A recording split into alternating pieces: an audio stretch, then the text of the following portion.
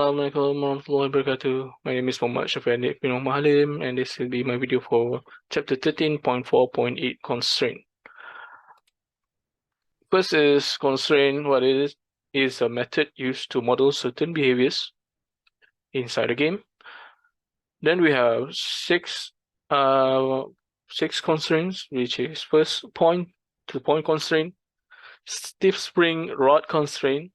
The third one is a hinge constraint, a prismatic constraint, a constraint chain, and also ragdolls. Okay, most physics engines typically provide the users with a number of ways to exert control over the bodies. And here we have four of it, which is gravity that exists mostly in games, force that can be applied to a body. Then we have impulse, a force for instant change of behaviors or direction of a body. Then torque, which can be spin to change direction. Then we have integrating a physics engine into your game. First is linking game object and rigid bodies. This involves in connecting physics simulations with game objects, then physics-driven bodies, object in-game that move and interact according to the law of physics, game-driven bodies, the objects that are controlled by game codes and can be altered by developers using logic and rules. Then we have the fixed body, a special type of rigid body. Then lastly, Havoc's motion type, which categorize object into static, dynamic, or keyframe, then determine on how the object behaves in a simulation.